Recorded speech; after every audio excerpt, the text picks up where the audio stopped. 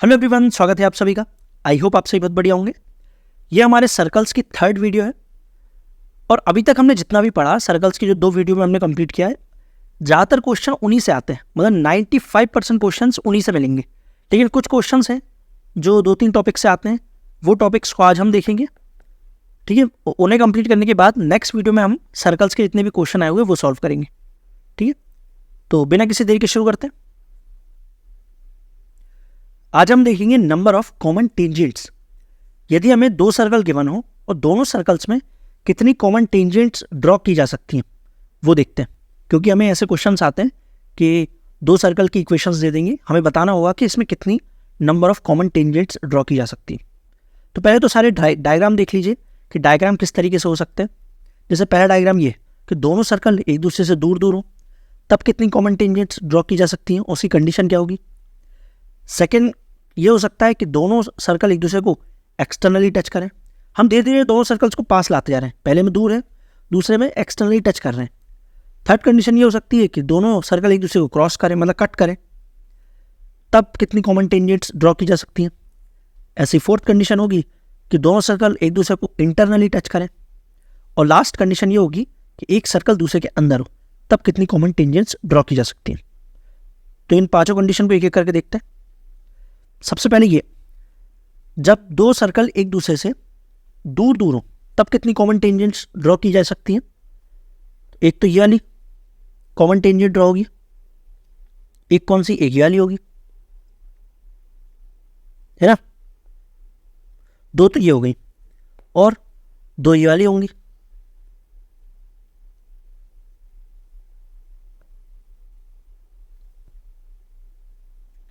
ये हो गई टोटल 4 कॉमन टेंजेंट्स। तो जब दोनों सर्कल एक दूसरे से दूर दूर होते हैं तब टोटल 4 कॉमन टेंजेंट्स ड्रॉ की जा सकती हैं। ये वाली जो कॉमन टेंजेंट है पिंक वाली, उसे कहते हैं डायरेक्ट कॉमन टेंजेंट, और ग्रीन वाली टेंजेंट्स को कहते हैं ट्रांसफर कॉमन टेंजेंट। ठीक, तो ये नाम भी आपको याद रखना है, direct common tangent, transfer common tangent. Clear. अब हमें तो यहाँ पे डायग्राम दे दिया, इसलिए हम बोल रहे हैं कि दोनों सर्कल एक दूसरे से दूर दूर है, लेकिन हमें डायग्राम थोड़े देंगे, हमें तो सर्कल की इक्वेशन मिलेंगी। तब किस कंडीशन के तहत हम कहेंगे कि दोनों सर्कल एक दूसरे से दूर दूर है। तो ये वाली कंडीशन, जब C1 C2, मतलब C1 C2 क्या है, ये है सेंटर C1, ये है सेंटर C2। C1 C2 का मतलब है इन दोनों के बीच का distance. C1 C2 is greater then होगा R1 प्लस R2 के। देखिए ये है R1 और ये है R2 रेडियस, तो ये है R1, ये है R2। जब C1 C2 मतलब ये पूरा डिस्टेंस ग्रेटर देन होगा R1 प्लस R2 के, तब हम कहेंगे कि दोनों सर्कल एक दूसरे से दूर दूर है। तो जब ये कंडीशन आ जाएगी तब हम कहेंगे कितनी कॉमन टेंजेंट्स ड्रॉ की जा सकती है, टोटल 4। ठीक, ये है डायरेक्ट कॉमन टेंजेंट, ये है ट्रांसफर कॉमन टेंजेंट। क्लियर हो गया फर्स्ट कंडीशन। सेकेंड कंडीशन क्या है कि दोनों सर्कल एक दूसरे को एक्सटर्नली टच कर रहे हैं, तब कितनी कॉमन टेंजेंट्स ड्रॉ की जा सकती है। एक तो ये वाली, इसी तरह एक ये वाली। तो 2 तो हो गई डायरेक्ट कॉमन टेंजेंट और एक हो जाएगी ट्रांसफर कॉमन टेंजेंट, है ना। तो टोटल कितनी टेंजेंट्स ड्रॉ की जा सकती है, 3। इसकी कंडीशन क्या होगी, क्योंकि यहाँ तो डायग्राम दिया है, हमें डायग्राम तो मिलेगा नहीं, तो इसकी कंडीशन होगी, दिख रहा होगा कि C1 C2 ये डिस्टेंस इक्वल होगा R1 प्लस R2 के। दिख रहा है ना, ये R1, ये है R2 और दोनों के बीच का डिस्टेंस भी यही है। तो C1 C2 इक्वल टू होगा R1 प्लस R2 के। तब हम कहेंगे कि दोनों सर्कल एक दूसरे को एक्सटर्नली टच कर रहे हैं, तब कितनी कॉमन टेंजेंट्स ड्रॉ की जा सकती हैं, टोटल 3। सेकेंड कंडीशन क्लियर है। थर्ड कंडीशन देखिए, सर्कल्स थोड़ा और पास आ गए, मतलब एक दूसरे को क्रॉस कर रहे हैं, तब कितनी कॉमन टेंजेंट्स ड्रॉ होंगी। एक तो याली होगी, तो 2 हो जाएंगी डायरेक्ट कॉमन टेंजेंट्स। तो इस सर्कल में केवल 2 कॉमन टेंजेंट्स ही ड्रॉ की जा सकती हैं और दोनों होंगी direct common tangent. Transfer common tangent एक भी ड्रॉ नहीं की जा सकती है। ठीक, तो इसका आंसर क्या होगा, 2।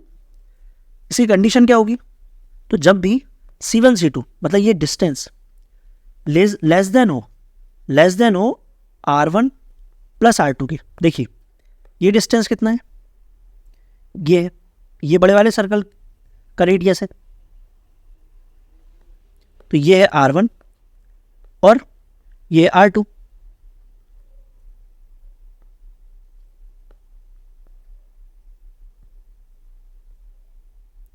ये R2 और दोनों के बीच C1 C2 ये डिस्टेंस हमें दिख रहा है कि C1 C2 जब पूरा डिस्टेंस निकाला जाएगा वो लेस देन आएगा R1 प्लस R2 के, क्योंकि R1 प्लस R2 कर रहे हैं तो ये वाला डिस्टेंस 2 बार ऐड हो रहा है, इसलिए C1 C2 is less than R1 plus R2 और ग्रेटर देन है R1 माइनस R2 के। ये कैसे आया? तो उसके लिए आप मतलब नेक्स्ट कंडीशन देखिए जब दोनों सर्कल एक दूसरे को इंटरनली टच करते हैं तब कितनी कॉमन टेंजेंट्स ड्रॉ होंगी? तब होंगी एक कॉमन टेंजेंट, वो है ये वाली। तो इसका आंसर तो एक हो गया जब दोनों सर्कल एक दूसरे को इंटरनली टच करेंगे। तो इसकी कंडीशन क्या होगी कि C1 C2 मतलब ये जो डिस्टेंस है वो किसके इक्वल होगा? R1 माइनस R2 के। देखिए ये है R1 बड़े वाले सर्कल की रेडियस और ये है छोटे वाले सर्कल की रेडियस R2 और C1 C2 क्या है? ये डिस्टेंस कैसे आएगी? जब पूरी ये R1 माइनस R2 होगा। R1 कितना है पूरा और ये R2 है, तो जब दोनों को माइनस कर रहे हैं तब आ रहा है C1 C2। यहाँ पर यही लिखा हुआ है कि C1 C2 equal to R1 minus R2। अब यहाँ पर मॉड क्यों लगाया? क्योंकि हमें नहीं पता ना कि R1 बड़ा है R2 छोटा है।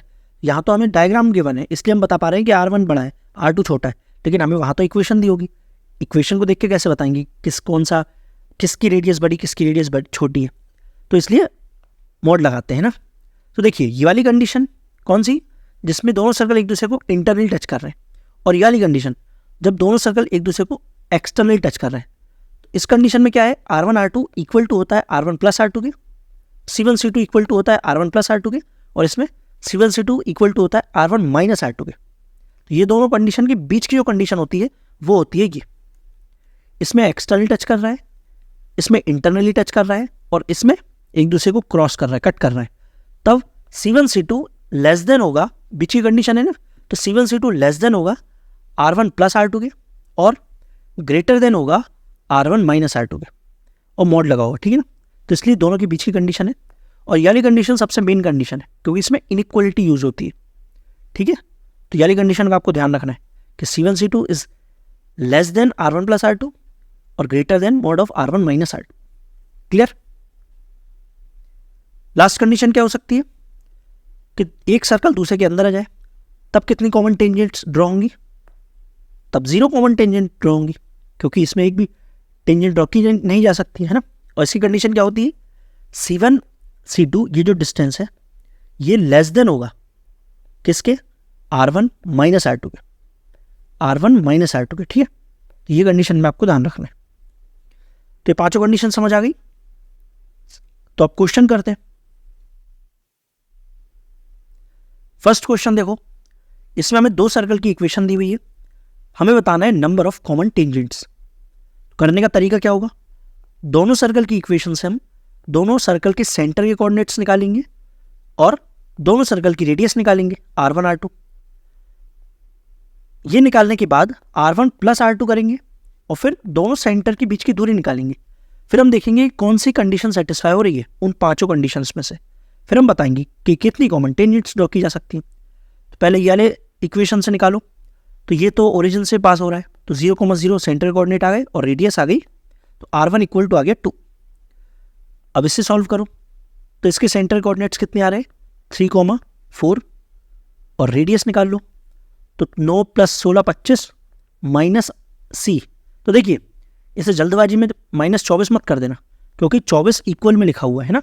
पहले 24 को इस साइड लाओ, क्योंकि इस जो इक्वेशन होती है उसमें सारी चीज़ें एक ही साइड होती हैं। तो पहले 24 को इस साइड लाएंगे तो ये हो जाएगा -24, तो यहाँ पर आएगा क्या आएगा? +24 हो जाएगा। तो ये आ रहा है 49, तो 7, R की वैल्यू आ गई 7। अब दोनों सेंटर के बीच की दूरी निकालो, ये C1 है ये C2 है, तो C1 C2 क्या आ रहा है? √3 और 4, ये तो 25 हो रहा है, तो C1 C2 के बीच की दूरी आ रही है 5, और R1 प्लस R2 कितना है? वो है 9, और R1 माइनस R2 कितना है? 5। तो कौन सी कंडीशन दिख रही है कि C1 C2 इक्वल है R1 माइनस R2 के? कौन सी कंडीशन है? वो है ये वाली, C1 C2 इक्वल है mode of R1 minus R2 के। जब दोनों सर्कल एक दूसरे को इंटरनली टच करते हैं तो नंबर ऑफ कॉमन टेंजेंट कितनी आ गई? वो आ गई बी, आंसर ए, मतलब 1 है ना। आसान है।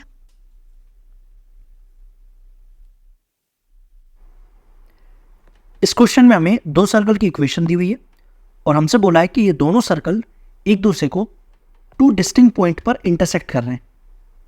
मतलब कौन सी कंडीशन है? जब दोनों सर्कल एक दूसरे को इंटरसेक्ट करते हैं तो कितनी कॉमन टेंजेंट्स बनती हैं? 2। हालांकि हमसे ये नहीं पूछा, हमसे आर के बारे में पूछा है, ये ना आर। कैसे सॉल्व करेंगे? तो जब दोनों सर्कल एक दूसरे को इंटरसेक्ट करते हैं तब कंडीशन क्या होती है कि C1 C2 लेस देन होता है R1 प्लस R2 के और ग्रेटर देन होता है mod of R1 minus R2 के। यही होता है। पहले दोनों सर्कल की इक्वेशन को सॉल्व करो और सेंटर कोऑर्डिनेट निकालो और रेडियस निकालो। तो देखो सेकंड वाली को पहले सॉल्व करते हैं क्योंकि आसान दिख रही है। इसमें तो हमें पता चल रहा है कि जो सेंटर कोऑर्डिनेट होंगे वो क्या होंगे? 4,7 और रेडियस क्या होगा? ये R स्क्वायर है तो मतलब 36 क्या लिख सकते हैं? 6 स्क्वायर। तो इसका रेडियस आ गया 6 और सेंट्रल कोऑर्डिनेट आ गए 4,7। अगली वाली इक्वेशन को देखो, ये क्या लिखा हुआ है? ये लिखा हुआ है X square plus Y square minus 16x minus 20y plus 164 equal to R square. तो इसे थोड़ा सा सिंप्लीफाई करो और ध्यान से देखो। तो ये लिखा हुआ है 164, इसे हम लिख सकते हैं 100 प्लस 64। तो देखिए x square minus 16x plus 64, इसे हम क्या लिख सकते हैं? तो ये बन रहा है x माइनस 8 का होल स्क्वायर। इसी तरह ये वाई स्क्वायर माइनस 20y और 100, ये क्या बन रहा है? ये बन रहा है y माइनस 110 का होल स्क्वायर इक्वल टू लिखा हुआ R स्क्वायर के। तो अब बता दो इसमें से सेंटर कोऑर्डिनेट क्या होंगे? सेंटर कोऑर्डिनेट आ गए 8,10 और रेडियस, तो रेडियस है R। हमें R के बारे में बताना है। तो पहले तो C1 C2 निकाल लो, मतलब दोनों सेंटर के बीच की दूरी। तो दोनों कोऑर्डिनेट हमें मिल गए हैं, दोनों के बीच की दूरी निकालो। तो रूट ऑफ 8 माइनस 4 मतलब 16 प्लस 10 माइनस मतलब ये तो 9 हो गया, तो ये आ गया 5। तो C1 C2 आ गया 5। अब इनइक्वालिटी को सॉल्व करो। R1 प्लस R2 क्या होगा? मतलब R प्लस 6 मतलब 6 प्लस R और इधर मॉड ऑफ 6 माइनस R। अब इस इनइक्वालिटी को सॉल्व करो। तो देखो यहाँ जो इनइक्वालिटी दी हुई है कि 5 is less then 6 plus R, तो ये तो ऑलवेज ट्रू है ना, क्योंकि ये लिखा हुआ है 5 और 5 हमेशा लेस देन होगा 6 प्लस R के। R तो हमेशा पॉजिटिव ही आना है क्योंकि रेडियस है, रेडियस तो नेगेटिव हो नहीं सकती। 6 प्लस हो रहा है कुछ, 6 तो वैसे ही बड़ा है 5 से, तो इसलिए ये तो ऑलवेज पॉजिटिव होना है, ऑलवेज ट्रू होना, सॉरी। तो ऑलवेज ट्रू है तो इसे सॉल्व नहीं करेंगे हम, सिर्फ ये वाली इनइक्वालिटी सॉल्व करेंगे। तो ये वाली इनइक्वालिटी को सॉल्व करो। तो देखिए mod of 6 minus R is less then 5, तो मॉडुलस इनइक्वालिटी फिर से देखो। जब mod of x less than होता है किसी भी, जैसे हम ले लेते हैं अल्फा ले लेते, चलिए क्या होगा? x is less then alpha होगा, सॉरी हाँ लेस देन अल्फा होगा, ग्रेटर देन माइनस अल्फा होगा। मॉडुलस इनइक्वालिटी को याद रखना है आपको, ठीक है? ये मैं आपको फिर से बता रहा हूँ। तो इसे सॉल्व कर दो। तो 6 minus R is less then 5 और ग्रेटर देन माइनस 5। अब दोनों साइड मतलब तीनों में हम कर देते हैं -6 करेंगे तो ये हो जाएगा -11, ये हो जाएगा -R और ये हो जाएगा -1। पूरे में -1 से मल्टीप्लाई करते हैं तो ये हो जाएगा 11, ये हो जाएगा R, ये हो जाएगा 1। -1 से मल्टीप्लाई किया तो इनइक्वालिटी हो जाएगी चेंज। तो R की वाली कंडीशन आ गई कि R ग्रेटर देन होगा 1 से और लेस देन होगा 11 से। कौन सा ऑप्शन? Option number D. बस इसको ऐसे करके लिखा हुआ है, ठीक है ना? तो R ग्रेटर देन होगा 1 से, लेस देन होगा 11 से। यहाँ भी हमारा यही आया। समझ आ गया कैसे किया? बस यहाँ पर थोड़ा सा आपको दिमाग लगाना पड़ेगा कि ये वाली इक्वेशन को हम ऐसा लिखेंगे, ठीक? अब ये वाला क्वेश्चन करो, बहुत अच्छा सवाल है और एग्जाम का सवाल है। कैसे सॉल्व करेंगे? इसे सॉल्व करने की 2 मेथड। पहले तो यही जो लॉन्ग मेथड है वो, और सेकेंड है वो, सेकेंड मेथड है वो है डायग्राम वाली। तो इसे पॉज करो और सॉल्व करो, थोड़ा सोचो। ये इसमें जो कंडीशन दी हुई है कि 2 इक्वेशन दी हुई है सर्कल की और हमसे बोला है कि टच कर रहे हैं एक्सटर्नली, मतलब कैसा डायग्राम बनेगा? तो डायग्राम बनेगा कुछ इस तरीके से, एक्सटर्नल टच कर रहे हैं। तो मैं आपको हिंट दे रहा हूँ कि इसका जो दोनों रेडियस के बीच की दूरी R1 R2, मतलब दोनों सेंटर के बीच की दूरी है, वो इक्वल है R1 प्लस R2 के।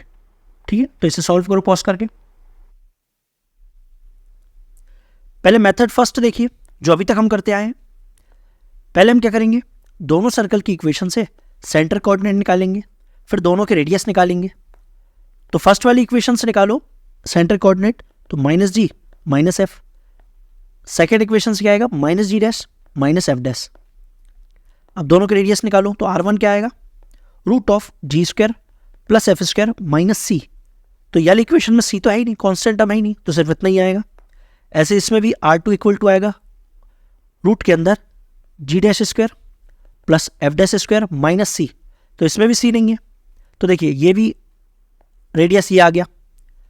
तो एक बात आपने ऑब्जर्व की कि जब भी किसी इक्वेशन में कांस्टेंट टर्म नहीं होती है तब वो सर्कल कहीं ना कहीं ओरिजिन से पास होता है।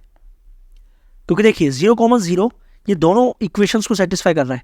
एक्स और वाई की जगह 0 0 रखो तो 0 इक्वल टू 0 आ रहा है ना। तो दोनों जो सर्कल है वो ओरिजिन से पास हो रहे हैं, कहीं ना कहीं ओरिजिन से पास हो रहे हैं। ठीक है, मैंने कहा ओरिजिन से पास हो रहे हैं, उनके सेंटर कोऑर्डिनेट ओरिजिन ने 0 0 नहीं है, ओरिजिन से पास हो रहा है, मतलब ये जो रेडियस मतलब उसका जो सर्कमफेरेंस है ना, वहां पर कहीं ना कहीं 0,0 है।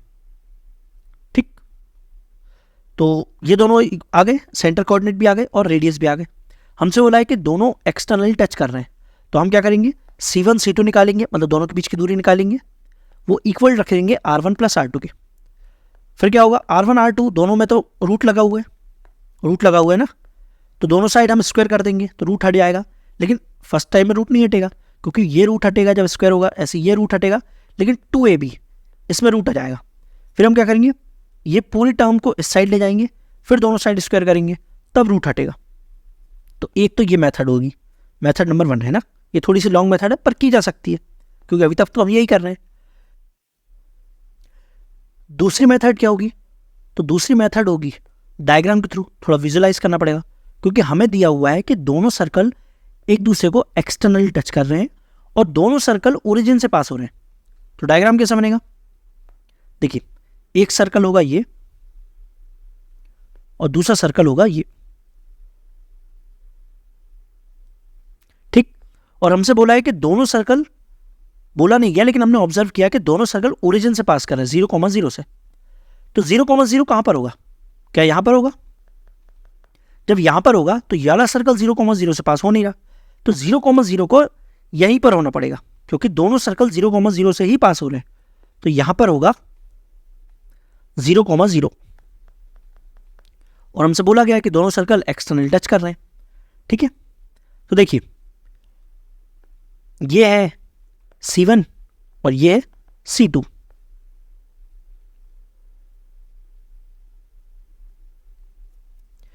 अब ये पॉइंट है 0,0, ये जो इसके कोऑर्डिनेट क्या है, इसके कोऑर्डिनेट हमने निकाले माइनस जी माइनस एफ, और इसके कोऑर्डिनेट हमने निकाले minus G dash minus F dash, यही निकाली।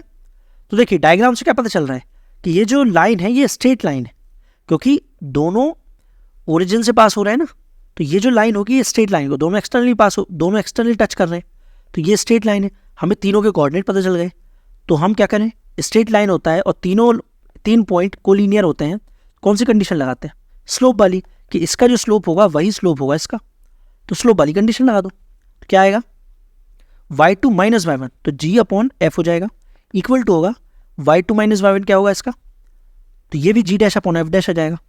तो क्या आ जाएगा, g into F dash equal to g dash into F. तो option number A, F dash g equal to g dash F. तो देखा सेकेंड मेथड से कितनी जल्दी सॉल्व हुआ। तो कई क्वेश्चन में आपको दिमाग लगाना होगा, सोचना पड़ेगा कि हाँ यहाँ पर लिखा हुआ है कि एक दूसरे को एक्सटर्नली टच कर रहे हैं, तो सेकेंड अप्रोच क्या हो सकती है, क्योंकि ये वाली मेथड थोड़ी लॉन्ग हो रही है, लॉन्ग मेथड है ना, क्योंकि सॉल्व करेंगे यहाँ रूट वाला आ रहा है, एक तो स्क्वायर करेंगे तब जाके रूट हटेगा, वो 2 बार स्क्वायर करना पड़ रहा है, तो ये थोड़ी सी लॉन्ग मेथड हो रही है। लेकिन जब जैसे ही हमने विजुलाइज किया कि इसका डायग्राम कैसा बनेगा, ये जो दोनों सर्कल हैं ये ओरिजिन से पास हो रहे हैं, तो ये हो गया कितनी जल्दी सॉल्व, है ना।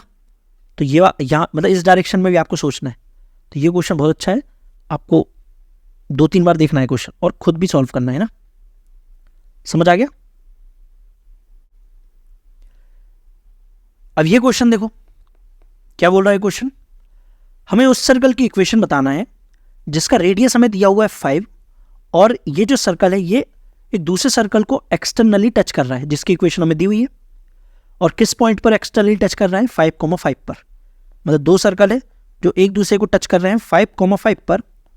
एक सर्कल की इक्वेशन हमें दे दी है, दूसरे सर्कल की इक्वेशन हमें निकालना है जिसका रेडियस हमें दे दिया है 5। पहले जिसकी इक्वेशन दी हुई है उसके सेंटर कोऑर्डिनेट निकालो। तो C1 इक्वल टू आ जाएगा 1,2 और रेडियस क्या आ रहा है 1 + 4 - +20 हो जाएगा। तो रेडियस आ रहा है 5। मतलब जिस सर्कल की इक्वेशन हमें दी हुई है उसका रेडियस भी 5 है और जिस सर्कल की इक्वेशन हमें निकालना है उस सर्कल की उसकी रेडियस भी 5 है। मतलब दोनों की रेडियस सेम है। तो डायग्राम कैसा बनेगा? दोनों एक दूसरे को एक्सटर्नली टच कर रहे हैं ना। तो एक ये सर्कल है, एक ये सर्कल है, दोनों एक दूसरे को टच कर रहे हैं। ठीक, दोनों की जो रेडियस है वो सेम है। मतलब ये है R1 और ये है R2 और दोनों है 5,5।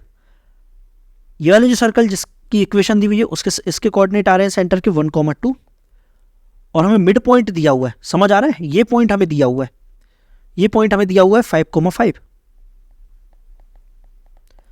तो जब ये 5 है ये 5 है तो ये मिड पॉइंट ही हुआ ना, ये मिड पॉइंट हुआ।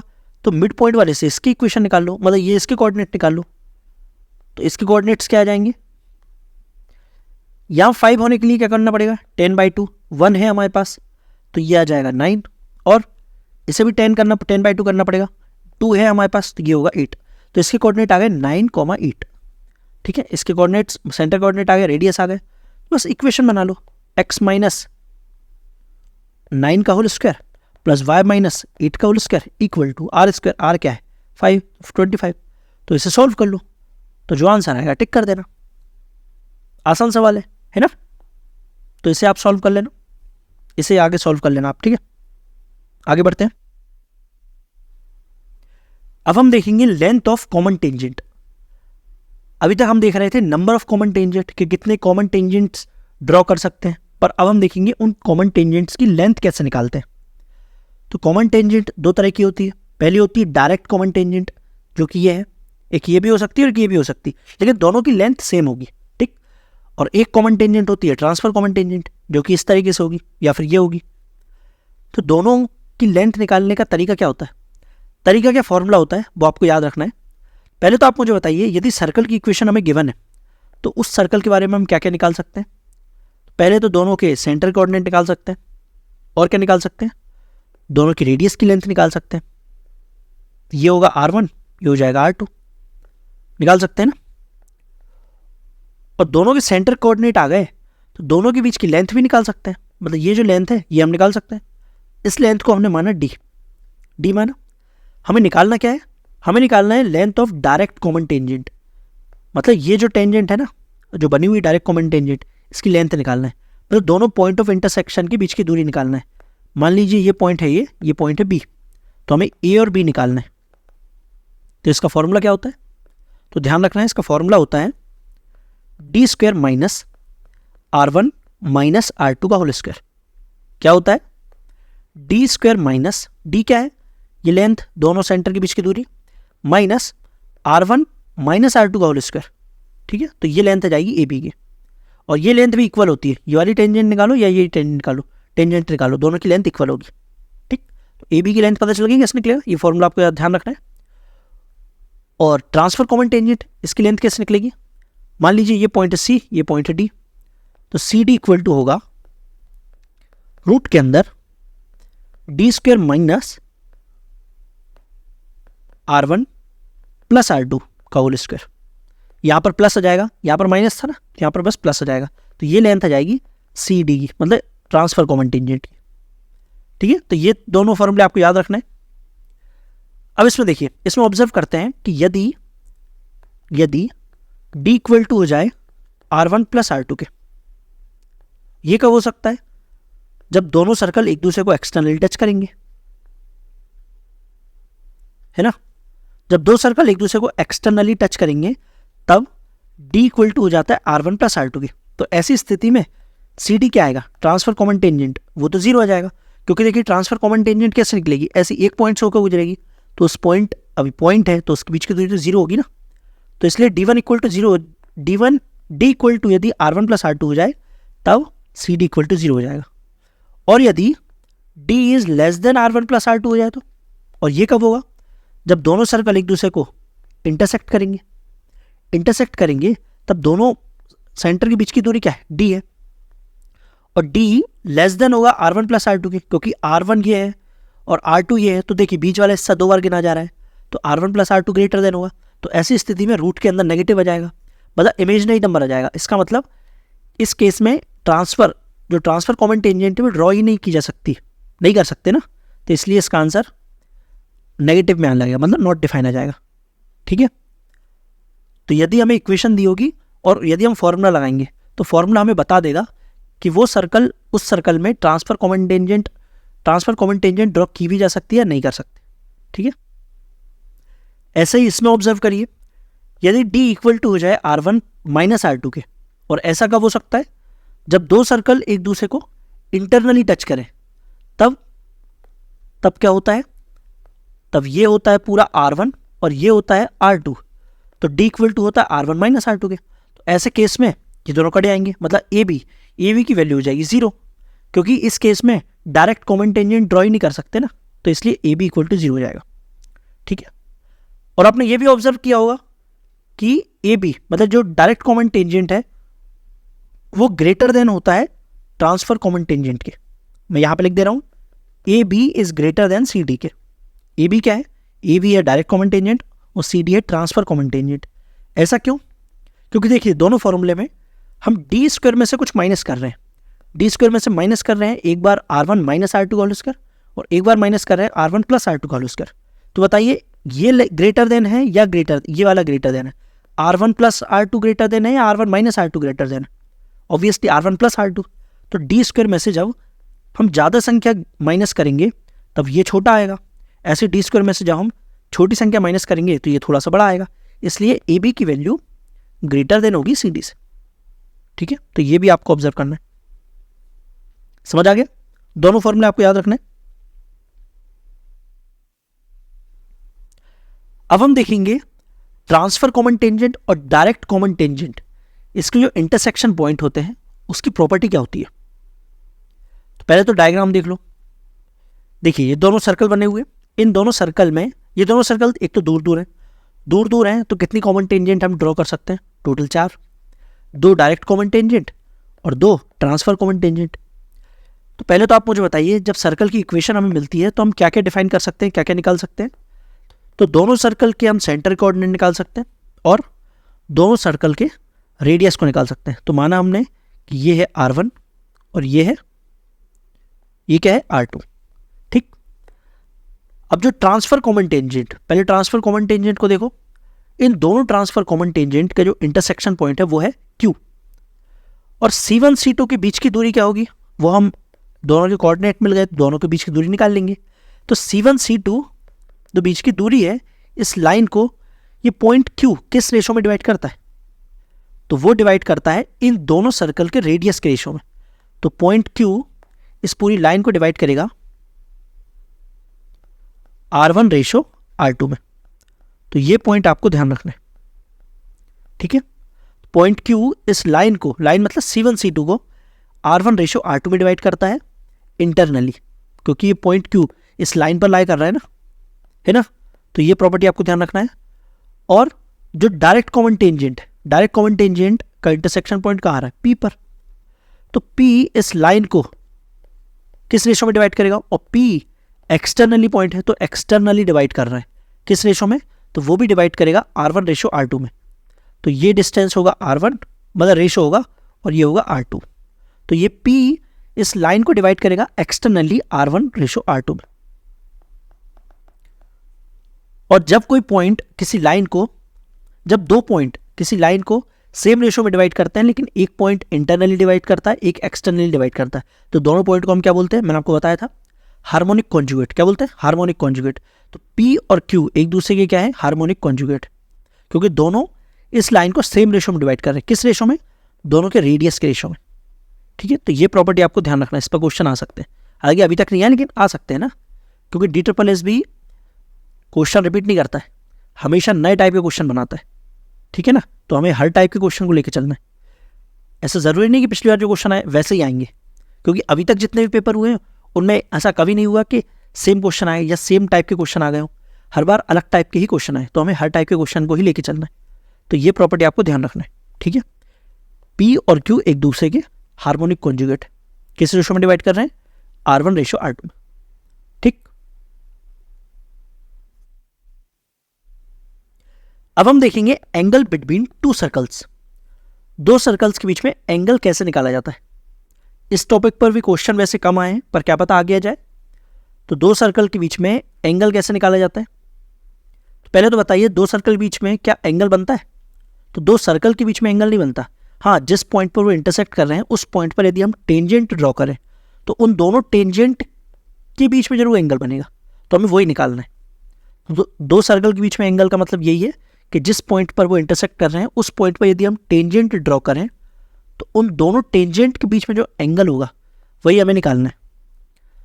तो इसका आपको फॉर्मूला याद रखना है। तो फॉर्मूला तो हम याद कर ही लेंगे, पर उस फॉर्मूले को थोड़ा फील करते हैं कि वो आया कैसे। देखिए डायग्राम को देखिए।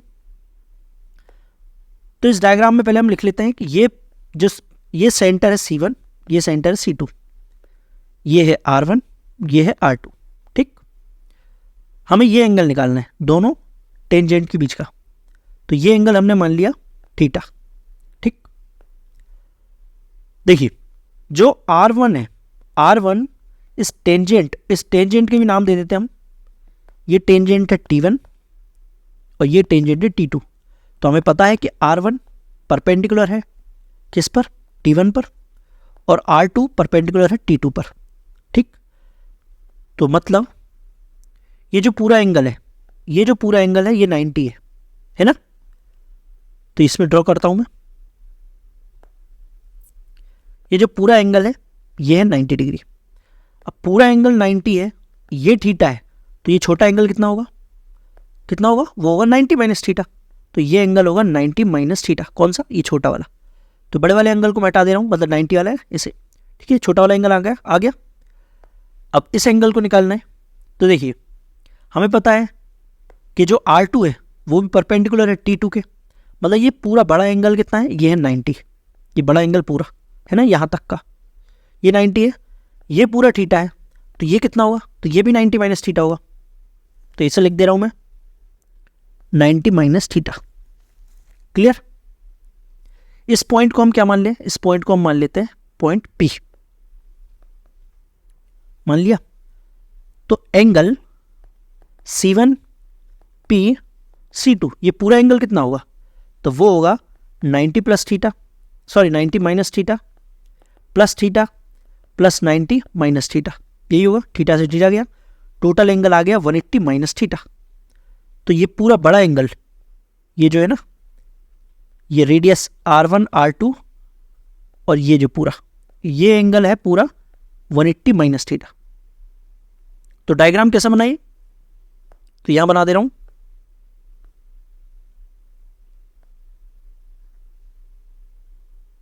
ये डायग्राम कुछ ऐसा बन रहा है, ये C1, ये C2, ये R1, ये R2, ये पूरा जो बड़ा एंगल ये है 180 माइनस थीटा।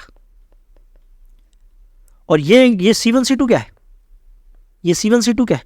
ये दोनों के बीच का डिस्टेंस है जिससे हम D से ड्रॉट करते हैं, ये D है।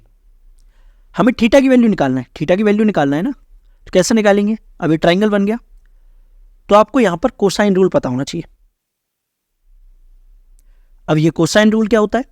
ये हालांकि हम ट्राइंगल में पढ़ते हैं, ट्राइंगल में हम पढ़ेंगे जैसे यदि ये है A, ये है B, ये है C, और ये एंगल हमने मान लिया, अब C के सामने का एंगल है तो इसे भी हम C मान लेते हैं। तो cos C इक्वल टू क्या होगा? C क्या है? यहाँ पे एंगल है, ठीक है। cos C इक्वल टू होता है A square plus B square minus C square upon 2AB। तो ये फॉर्मूला आपको पता होना चाहिए, कोसाइन रूल का है, A square plus B square minus C square upon 2AB। तो ये फॉर्मूला यहां पर लग जाएगा। cos 180 माइनस थीटा क्या होगा?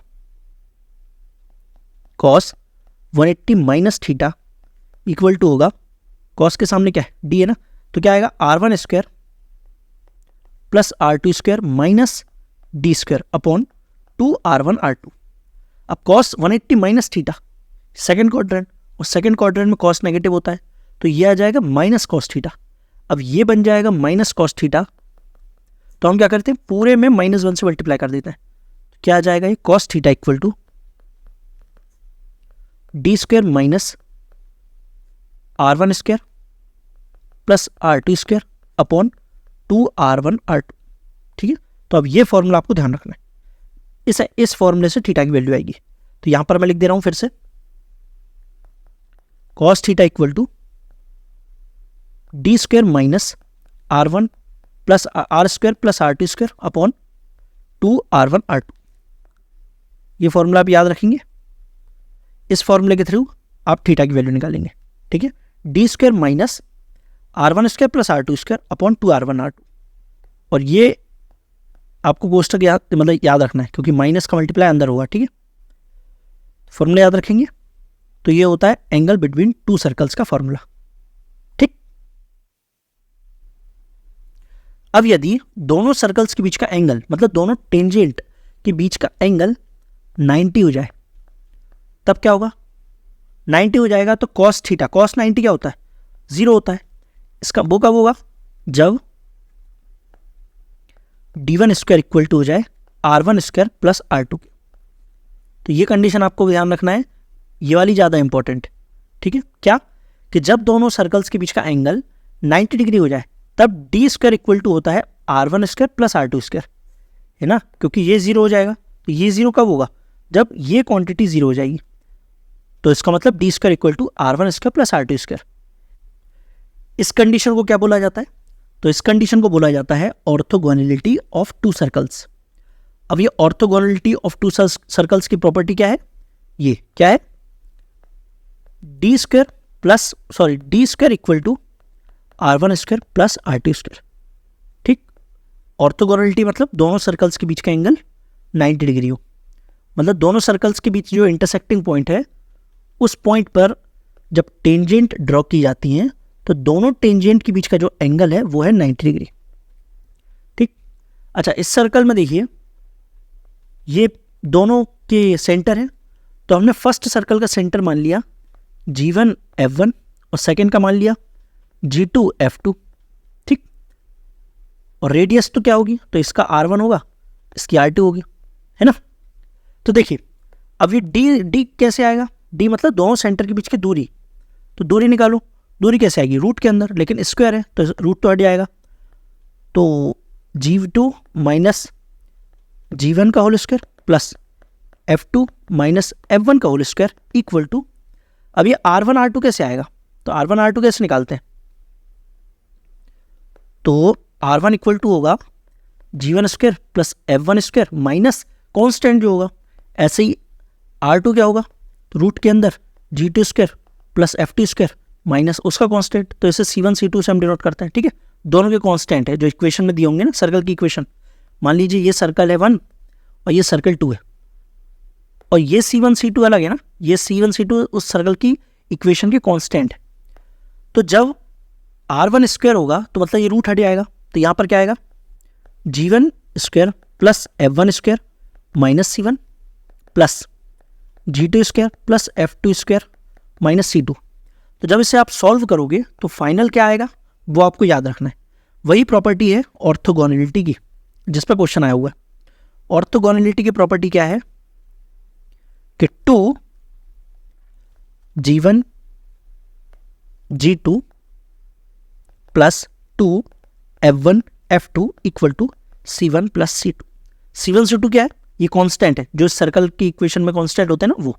तो ये प्रॉपर्टी आपको ध्यान रखना है, ये ऑर्थोगोनैलिटी की प्रॉपर्टी है। कौन सी, 2 G1 G2 plus 2 F1 F2 equal to C1 plus C2। अब G1 F1 G2 F2 ये कहाँ से आएंगे, ये दोनों सर्कल के सेंटर कोऑर्डिनेट होंगे। ठीक है, तो यदि ये प्रॉपर्टी आपको ध्यान होगी तो बड़ी आसानी से सॉल्व हो जाएगा क्वेश्चन। कौन सा क्वेश्चन, जो आपके एग्जाम में आ चुका है, ये वाला क्वेश्चन। एक ही क्वेश्चन मुझे मिला जो आपके एग्जाम में आया हुआ है, वो ये वाला है। जब इस प्रॉपर्टी पे आ गया, इसलिए मुझे लगा कि ये वाले क्वेश्चन भी आ सकते हैं। कौन से? दो सर्कल के बीच के एंगल का। ठीक है, तो इसलिए आपको ये पूरी प्रॉपर्टी आपको ध्यान पता होना चाहिए। इस क्वेश्चन को सॉल्व करो। पहले तो हमें दो सर्कल की इक्वेशन दे दी है, हमें के की वैल्यू बताना है और कंडीशन क्या दी हुई है कि दोनों सर्कल एक दूसरे को कट कर रहे हैं ऑर्थोगोनली, मतलब दोनों सर्कल के बीच का जो एंगल है वो है 90 डिग्री। और दोनों सर्कल जब 90 डिग्री पर काटते हैं तो उसकी प्रॉपर्टी क्या होती है? एक प्रॉपर्टी तो होती है डी के फॉर्म में कि डी स्क्वायर बराबर r1² प्लस r2²। तो इससे भी कर सकते हो, लेकिन थोड़ा लेंदी पड़ेगा क्योंकि पहले आपको डी निकालना पड़ेगा, फिर दोनों में r1 r2 निकालना पड़ेगा। कर सकते हो, लेकिन जब हमें प्रॉपर्टी पता है कौन सी, 2 g1 g2 plus 2 f1 f2 equal to c1 plus c2। अब g1 g2 क्या होगा वो इस इक्वेशन से निकाल लो। तो देखो फर्स्ट इक्वेशन से निकालेंगे, g1 इक्वल टू क्या होगा? 5/2 होगा। अब यहाँ पर -5/2 मत कर देना क्योंकि सेंटर के कोऑर्डिनेट होते हैं -g - f, ठीक है ना। तो यहाँ सेंटर नहीं है, यहाँ g1 g2 की ही हमें वैल्यू निकालना है। तो g1 आ गया 5/2 और f1 आ गया 3/2। इसी तरह सेकेंड वाले में से देखिए, g2 इक्वल टू आ जाएगा -4, f2 इक्वल टू आ जाएगा 3। वैल्यू रख दो। और c1 c2 क्या है? c1 है 7, c2 है k की वैल्यू निकालना है हमें। तो 2 g1 क्या है? अब 2 से 2 कट जाएगा तो ये तो 5 आ जाएगा, डायरेक्ट लिख रहा हूँ, प्लस 5 और g2 की वैल्यू भी तो है, वो है -4। अब 2 f1 क्या है? 3/2, तो 2 कट रहा है तो यहाँ पर 3 और f2 की वैल्यू है 3 इक्वल टू c1 क्या है? c1 है 7 प्लस k, तो ये आ गया -20 plus 9 equal to 7 plus k, तो ये आ जा रहा है -18। तो k की वैल्यू आ गई -18। तो आसान था, यदि आपको ये प्रॉपर्टी पता होगी तो आप कितनी जल्दी सॉल्व कर पाओगे, है ना। वरना आप सोचते रह जाओगे कि इसका मतलब क्या है। तो आई होप आपको समझ आ गया होगा ये क्वेश्चन कैसे सॉल्व करता है। तो ये प्रॉपर्टी आपको ध्यान रखना है, आसान भी है वैसे भी। 2 g1 g2 plus 2 f1 f2 equal to c1 plus c2। ठीक,